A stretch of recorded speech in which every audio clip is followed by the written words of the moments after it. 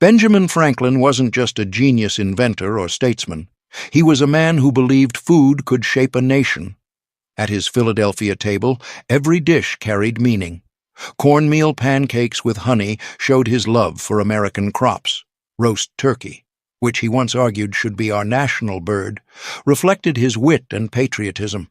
And then there were surprises: tofu, Parmesan cheesecake, even champagne with pastries from Paris. This wasn't ordinary dining. Franklin's meals blended native traditions, colonial staples, and European delicacies, creating a table that told the story of America's birth. Each plate held survival, innovation, and a taste of rebellion. So today, we're stepping into Franklin's dining room. 25 foods that fueled a founding father and, in their own way, a revolution. Stick with me, because the dishes at his table may change the way you see both history and dinner. 1. Cornmeal pancakes with honey or maple syrup. Let's start simple but powerful. Cornmeal pancakes. Franklin adored maize, or as we call it, corn, not just because it was tasty, but because it was American through and through. Unlike wheat, which had to be shipped across the ocean at high cost, corn grew strong right in Pennsylvania soil. It was cheap, filling, and dependable, exactly the kind of ingredient Franklin admired. Now imagine the scene: a skillet on a colonial hearth, batter sizzling, the sweet smell rising as golden cakes stack higher and higher. But instead of imported sugar, scarce and expensive, Franklin favored local sweeteners, a drizzle of wild honey, or better yet, maple syrup, tapped from American trees, a flavor no European rival could match. Here's the part most people forget. Franklin wasn't just eating breakfast, he was making a statement. By choosing corn and maple, he was showing that the colonies could feed themselves, no longer chained to European imports. In a way, these pancakes were a quiet act of independence. And here's a breadcrumb for you. One of Franklin's other favorite American dishes came straight from native traditions, a hearty mix of corn, beans, and squash that he praised again and again. But when it landed on his table, it carried a secret that went far beyond flavor. 2. Indian corn succotash. If cornmeal pancakes were Franklin's nod to colonial thrift, succotash was his salute to native wisdom. This dish, a humble mix of corn, beans, and squash, came straight from the Three Sisters, the agricultural backbone of Native America. Franklin admired it so much that he wrote about its virtues, praising both its nourishment and its ingenuity. Picture his Philadelphia table: roasted meats, fine wines, silverware glinting, and right beside them, a bowl of succotash. At first glance, it looked simple, but Franklin understood the genius. Corn provided energy, beans packed in protein, and squash gave both flavor and vitamins. Together, they created a complete meal, one that sustained communities for centuries before the colonies even existed. Here's the kicker: Franklin didn't just enjoy it, he promoted it. To him, succotash wasn't poor man's food. It was proof that America could sustain itself from its own land. In a world where Europe clung to bread and wheat, Franklin saw corn and beans as the true American grain, and a culinary declaration of independence.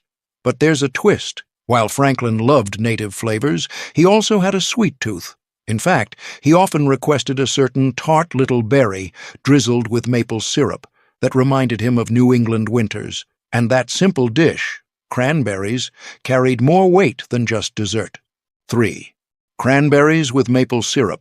Franklin may have been a man of science, but he also had a sentimental side, and nothing proved that more than his love for cranberries.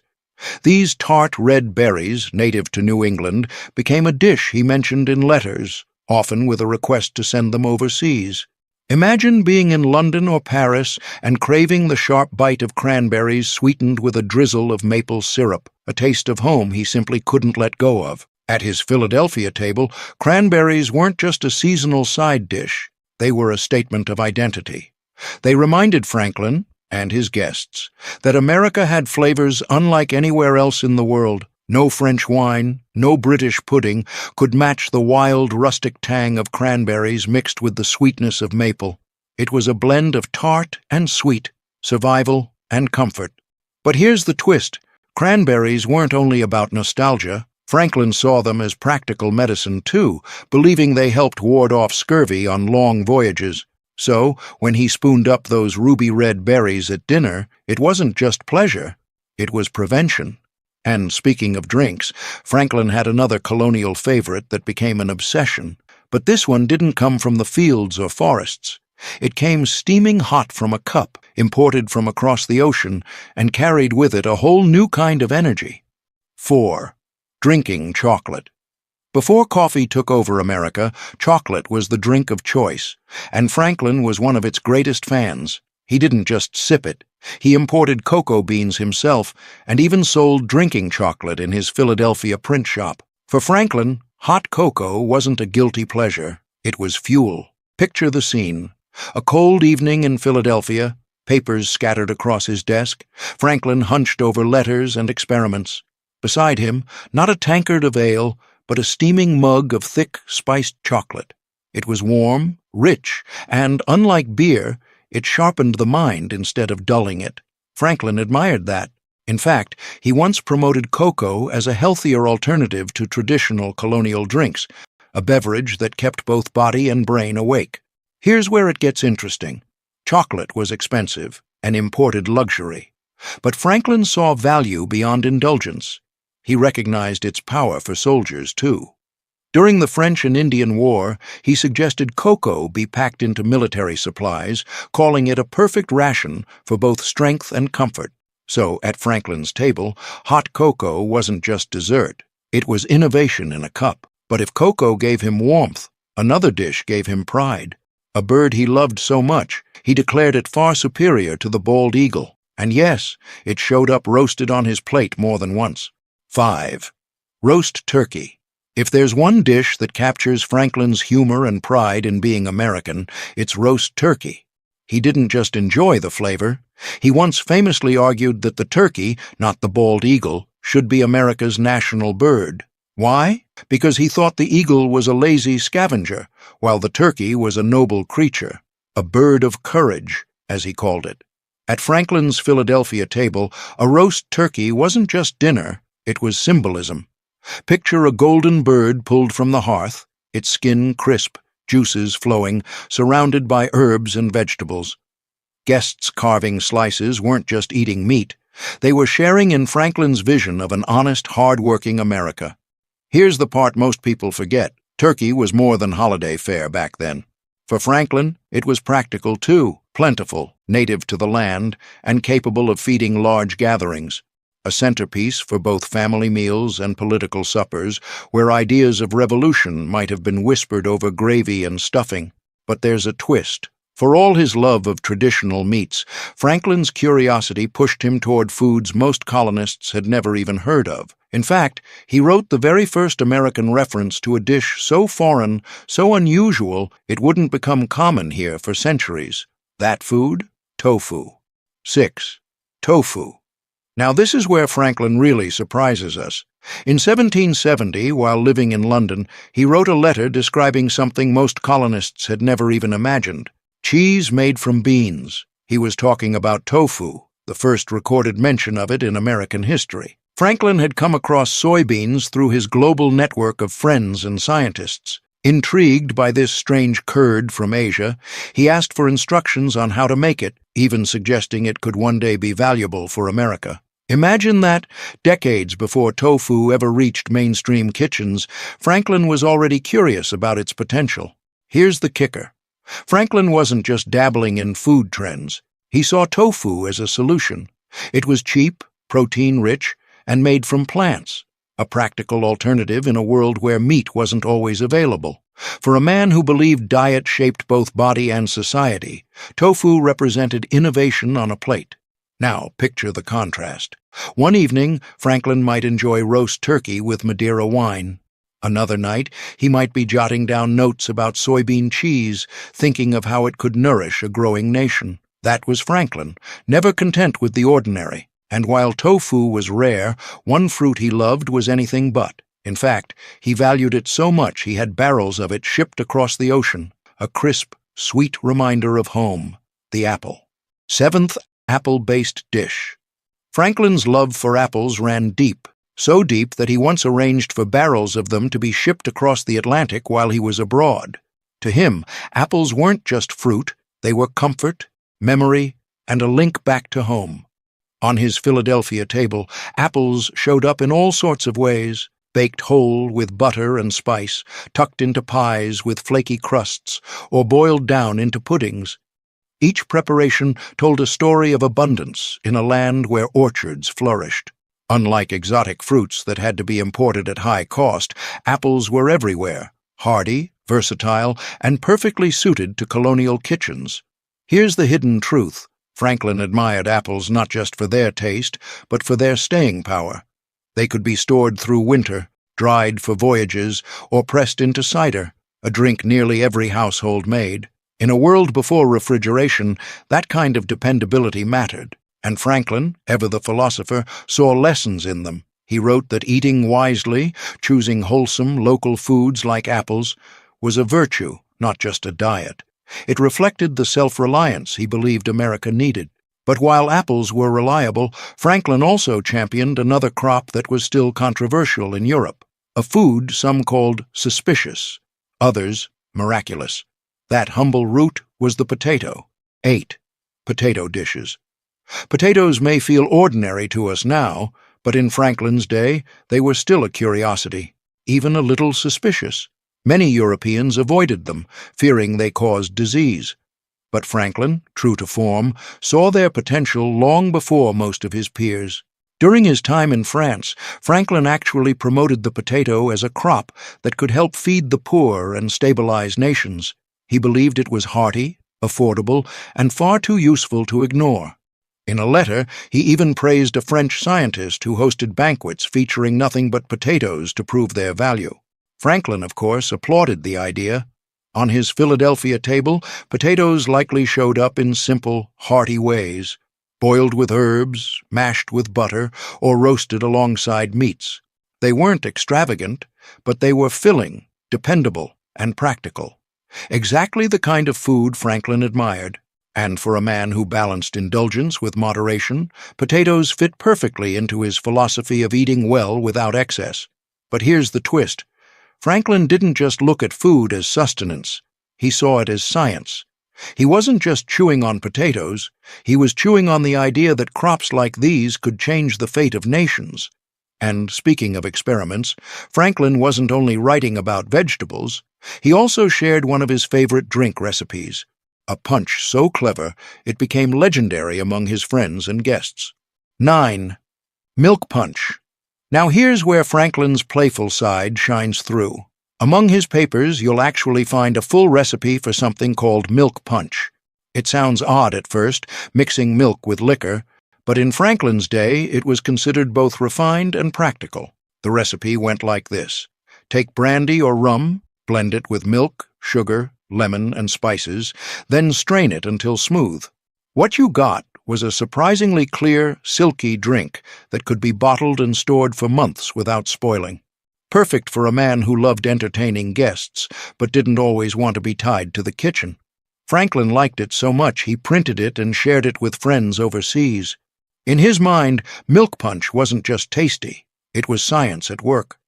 The curdling and straining process fascinated him, and he saw it as another example of how knowledge and pleasure could go hand in hand. Imagine his Philadelphia gatherings, glasses clinking with this creamy yet crisp punch, laughter bouncing off the wood-paneled walls, the drink itself a symbol of Franklin's ingenuity. It wasn't just refreshment, it was hospitality, invention, and practicality all in one. But Franklin didn't stop at drinks. Right beside that punch bowl, he often served another favorite, a colonial twist on succotash, this time more like a bean and corn salad, fresh, hearty, and straight from the American soil. 10. Succotash-like corn bean salad.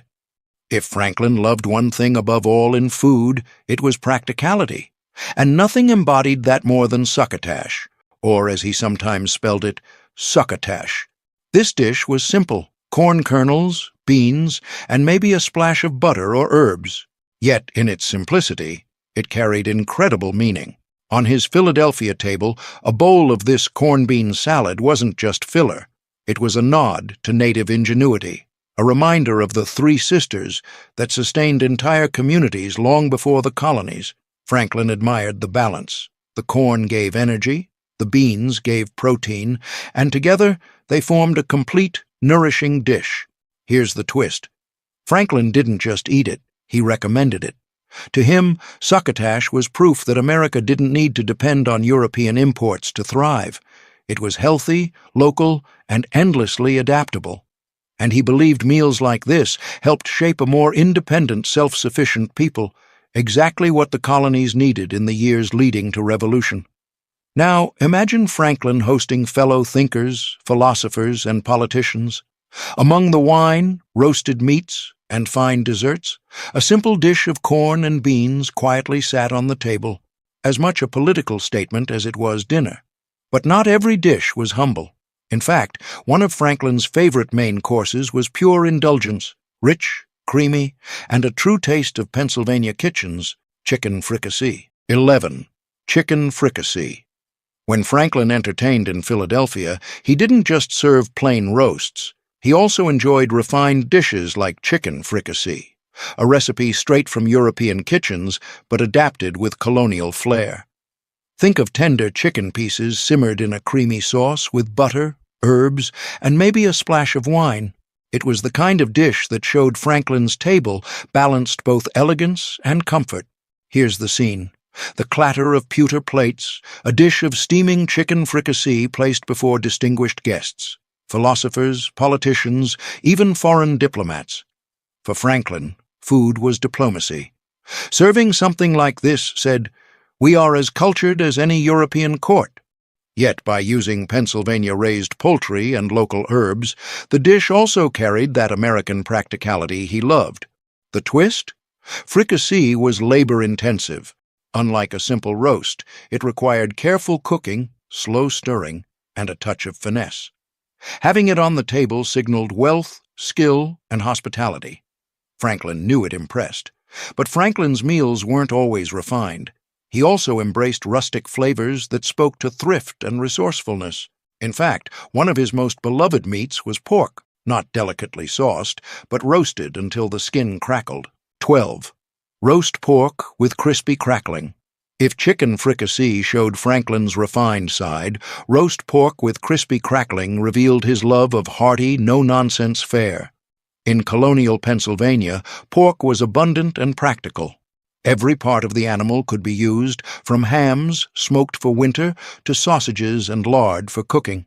But nothing made an impression at the table quite like a roasted joint of pork, its skin blistered and crunchy, the juices running into the pan below. Franklin had recipes for pork in his collections, and it wasn't by accident. He valued thrift, and pork was the farmer's friend, easy to raise, reliable, and versatile. A crackling roast wasn't just delicious, it was symbolic of using resources wisely, a principle Franklin preached often. Imagine the sound of a knife slicing through that crisp golden skin, the tender meat beneath filling the room with savory aroma. Guests couldn't help but lean forward. But here's the kicker. While pork was humble, Franklin's table wasn't limited to farmhouse staples. He also had a taste for the sea, and sometimes his notes and recipe collections featured something far more luxurious, a dish that required wealth, connections, and no small effort to prepare: stuffed lobster. 13th stuffed lobster dish. Now we move from farmhouse pork to pure indulgence: stuffed lobster. In Franklin's Philadelphia, lobster wasn't everyday food. It was expensive, tricky to transport, and seen as a delicacy reserved for those with means. But Franklin had a taste for it. And among his recipe collections, you'll find notes on preparing lobster dishes, some of them stuffed and baked, to impress even the most demanding guest. Picture the spectacle. A bright red lobster cracked open, its shell filled with a rich stuffing of breadcrumbs, herbs, butter, maybe even a splash of wine. Placed on the table, it was as much decoration as dinner. For Franklin, who loved both showmanship and substance, it was the perfect centerpiece.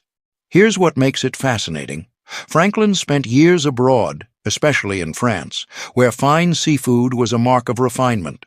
Bringing lobster dishes back to Philadelphia symbolized more than good taste. It showed that American tables could rival Europe's in sophistication.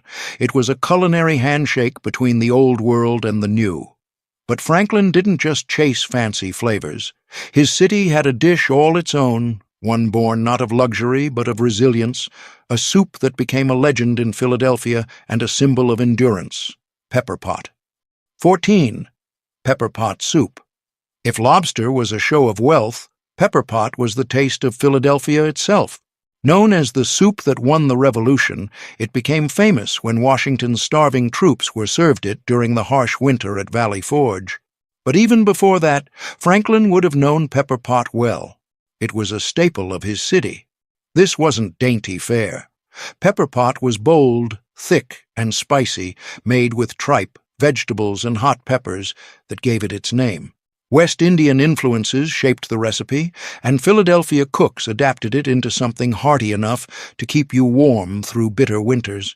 Imagine Franklin sitting at his table, a steaming bowl of pepper pot placed before him. The aroma alone told a story of resilience and ingenuity, a dish born from scraps, stretched into a meal that nourished both body and spirit. For Franklin, who admired practicality and resourcefulness, this soup fit perfectly with his ideals. And here's the kicker. While pepper pot became a symbol of common strength, Franklin also loved to indulge in sauces that spoke of elegance. One in particular was a creamy oyster sauce, sometimes poured over meats or tucked into a pie. Rich, refined, and unforgettable. 15. Oyster sauce over meat or as pie. If there was one flavor Franklin loved to borrow from fine European dining, it was oysters, but not always raw on the half-shell. In his day, oysters often showed up transformed into rich sauces or tucked into pies, turning a simple meal into something grand. Imagine slices of beef or veal, steaming hot, draped in a creamy oyster sauce made with butter, cream, and a dash of nutmeg. Or picture a flaky pastry pie, its filling brimming with oysters and herbs, the aroma filling the dining room before the first bite was even taken. For Franklin, dishes like this represented refinement. Philadelphia had easy access to oysters from the Delaware Bay, making them abundant, but when combined with French techniques, they became a statement. America could hold its own at the table of kings. Serving oyster sauce or pies at a dinner wasn't just about taste. It was about prestige, showing guests that colonial kitchens could rival Europe's finest. And yet, while Franklin delighted in these refined flavors, he never abandoned simpler sweets. One dessert in particular often found its way to his table, an apple pudding, boiled in pastry, hearty, rustic, and distinctly colonial. 16. Boiled puff pastry. Apple pudding. Franklin's sweet tooth leaned toward the practical, and few desserts captured colonial ingenuity better than boiled apple pudding. Forget ovens and fancy molds. This was a dessert made by wrapping apples and spices in pastry, tying it up in a cloth, and boiling it right in a pot of water. When unwrapped, the pudding emerged soft, fragrant, and comforting, a humble but hearty treat. Now imagine Franklin's Philadelphia household, guests finishing a meal of roast meats and rich sauces, only to be served steaming slices of apple pudding drizzled with cream or sweetened sauce. It wasn't showy like a French confection, but it was satisfying, familiar, and distinctly American. Apples were plentiful in Pennsylvania, and pastry could be stretched thin to make the fruit go further. Exactly the kind of resourcefulness Franklin admired. Here's the kicker. This pudding wasn't just dessert. It was survival food dressed up for company. The boiling method meant it could be prepared over open hearths, even in modest kitchens, and still come out tasting indulgent. Franklin loved that balance. Modest ingredients transformed into something memorable. But while apple puddings were rustic, Franklin also embraced the finer side of French patisserie. And one dessert he would have encountered abroad, light, delicate, and floating in a pool of cream, was the elegant île flottante. 17. Île flottante. From the rustic to the refined, Franklin's sweet tooth took him far beyond apple puddings. During his years in France, he encountered a dessert so light and delicate it felt almost magical: îles flottantes, or floating islands. Imagine soft, airy meringues, poached until pillowy, then set adrift in a pool of silky vanilla custard. A dusting of caramel or nutmeg on top made the whole thing shimmer like a jewel on the table. Franklin adored these kinds of French innovations. To him, they represented more than flavor. They were proof of how science and art could merge in the kitchen. The chemistry of whipping egg whites into stiff peaks, the gentle cooking that kept them afloat. It was exactly the kind of experimentation Franklin loved. But here's the kicker. This dessert also symbolized Franklin's ability to blend worlds. He could host a dinner in Philadelphia with simple corn dishes one night and the next impress European elites with French delicacies. The floating islands weren't just sweets. They were diplomacy in a dish, showing that America's thinkers could stand at the same table as Europe's finest. And when Franklin paired such desserts with French wines and sparkling champagne, the effect wasn't just indulgence, it was international flair. 18. Champagne with patisseries. If floating islands showed Franklin's appreciation for French finesse, champagne with pastries revealed his full embrace of European luxury. During his years in Paris as America's diplomat, Franklin was wined and dined in salons and palaces, surrounded by fine foods and sparkling glasses. He didn't just attend, he enjoyed every sip. Picture Franklin raising a flute of golden champagne, bubbles rising as he nibbled delicate French patisseries, flaky croissants, sugared puffs, or almond-filled cakes. For a man known for his plain Quaker roots, this might seem out of character. But Franklin believed in balance. He preached moderation. Yet he also understood the importance of indulgence, especially when it built connections with France, America's crucial ally. Here's the twist. Champagne wasn't just a drink to Franklin. It was diplomacy. Sharing a toast over patisseries wasn't merely about taste. It was about trust, friendship, and winning support for the revolution. In those glittering Parisian rooms, food and drink became tools of statecraft. But Franklin didn't just enjoy French luxuries. He also studied them. In fact, he took a keen interest in one specific ingredient, Parmesan cheese, and his curiosity about it led him down a path that even today feels surprisingly modern. 19. Parmesan cheesecake. Now, here's a dish that perfectly captures Franklin's curiosity. Parmesan cheesecake. Strange as it sounds, Franklin was fascinated by Parmesan, so much so that he once tried to secure the secrets of its production. He admired it as both a delicacy and a scientific puzzle. How did Italian cheesemakers achieve that flavor and texture? Imagine him in Philadelphia serving guests a cheesecake not made with the usual soft curds, but flavored with sharp, nutty Parmesan. It would have been unexpected, rich, and a conversation starter, and Franklin loved conversation at the table as much as he loved the food itself. Here's the kicker. This wasn't just about taste. Franklin saw in Parmesan the potential for American agriculture. If the colonies could learn the methods of making world-class cheese, they wouldn't have to depend on costly imports. A Parmesan-style cheesecake at his table wasn't only indulgence, it was a statement of ambition. And it fit his philosophy perfectly. Practical, nourishing, yet sophisticated enough to impress European guests. Franklin believed America could combine thrift and refinement, and this quirky dessert proved it. But after rich cheesecakes and champagne, Franklin also valued balance. That meant keeping something simpler on the table, like a colorful platter of pickled vegetables, sharp, tangy, and distinctly colonial. 20. Pickled vegetable platter. For all his love of roasts, puddings, and rich sauces, Franklin also believed in balance, and that's where a plate of pickled vegetables came in. Cucumbers, beets, onions, all preserved in brine or vinegar, were common at elite colonial tables, and Franklin's was no exception. These weren't just colorful sides. In a world without refrigeration, pickling meant survival.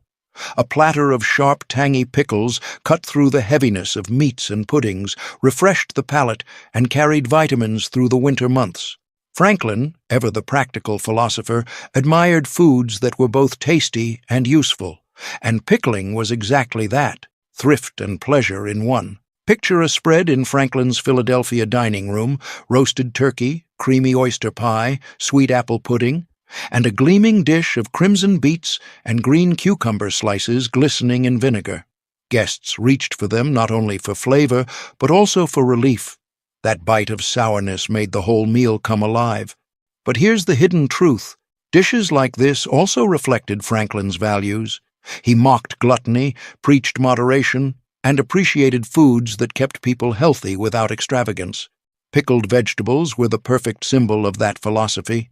And when Franklin wanted to pair health with comfort, he didn't stop at pickles. He turned back to his favorite fruit, apples, this time tucked into one of the colony's most beloved desserts, dumplings swimming in cream.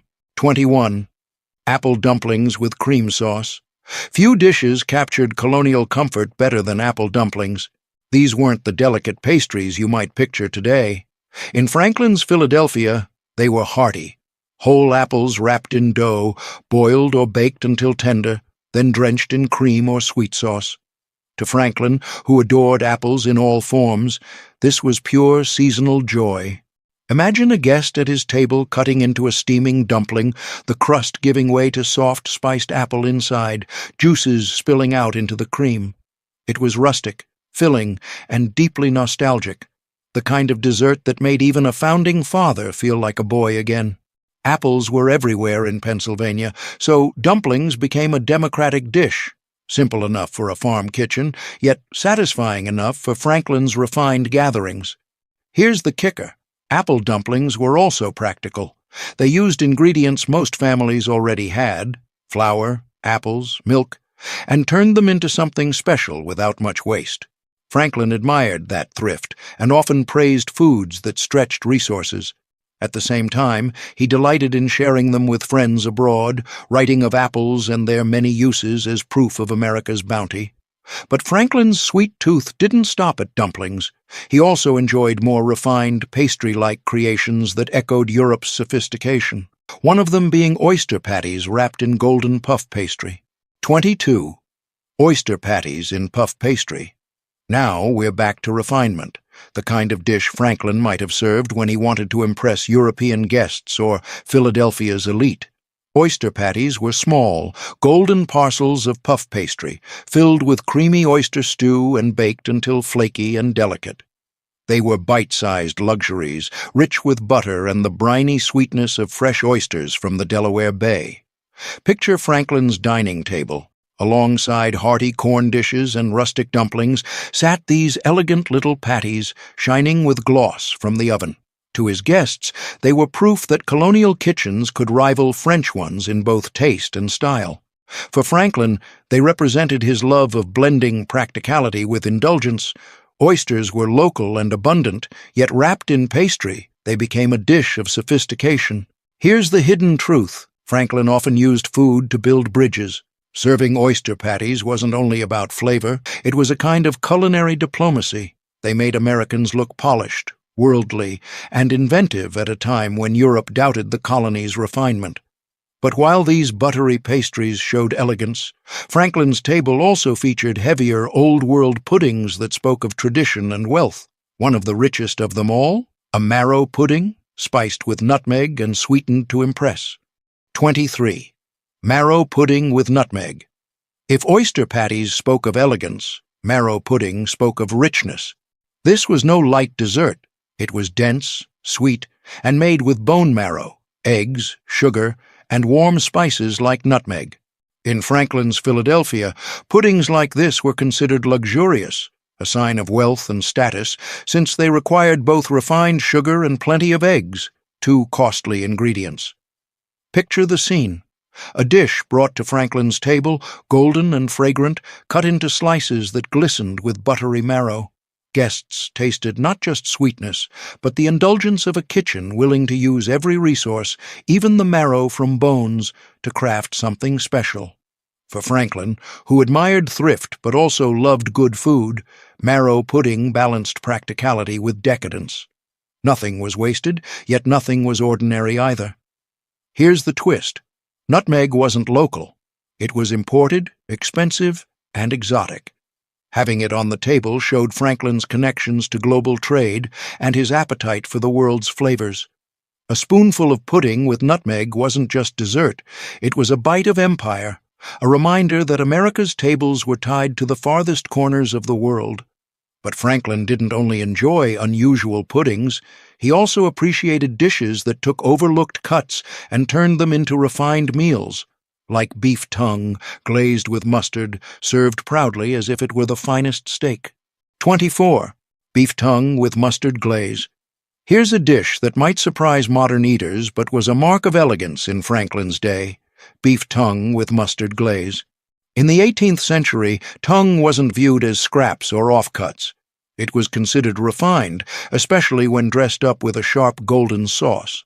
Franklin, who believed in thrift but also loved flavor, would have appreciated a dish that turned something humble into something worthy of his table. Picture it: a tender tongue, carefully boiled and sliced, then brushed with a glaze of mustard, vinegar, and spice until it gleamed. Served alongside roasts and puddings, it gave Franklin's guests a taste both hearty and polished. And mustard was no afterthought. Franklin adored it, even writing about seeds and condiments, fascinated by their punch and preservation power. Here's the kicker: this dish symbolized Franklin's duality. He admired using every part of an animal, wasting nothing, but he also relished transforming those parts into delicacies. A glazed tongue wasn't just resourceful, it was impressive, showing how colonial cooks could turn necessity into sophistication. And Franklin's sweet tooth couldn't resist ending such a meal with something creamy, rich, and indulgent. Custards and pots de crème, smooth, delicate desserts, were the final flourish, closing his table on a note of refinement. 25. Pot de crème, or custard desserts. Franklin believed a meal should end with satisfaction, not excess, and few desserts embodied that balance better than custards. At his table, you might find a simple baked custard flavored with nutmeg, or even the French-inspired pot de crème he encountered abroad, a silky smooth pudding served in small cups, rich with cream, eggs, and just enough sweetness to feel indulgent. Picture the glow of candles in Franklin's dining room, the chatter of guests winding down after a feast of turkey, oysters, puddings, and wine. Then comes the custard, creamy, delicate, spooned slowly, each bite a gentle close to the evening. For Franklin, this was more than dessert. It was philosophy in practice, moderation, refinement, and pleasure in its simplest form. Here's the hidden truth. Custards reflected Franklin's fascination with science. They relied on precise cooking. Eggs thickened just right, heat carefully controlled, turning kitchen work into chemistry. It was exactly the kind of culinary experiment that appealed to the man who flew kites in storms and bottled milk punch. And so, from cornmeal pancakes to floating islands, Franklin's Philadelphia table wasn't just about feeding hunger. It was about ideas, identity, and the belief that food, like science, politics, and invention, could help shape a nation. Looking back, Franklin's Philadelphia table was more than a place to eat. It was a stage where ideas, identity, and invention came together. Every dish carried meaning. Corn and maple syrup celebrated America's own land. Succotash honored native wisdom. Roast turkey stood for Franklin's vision of courage, while tofu hinted at a future of global curiosity.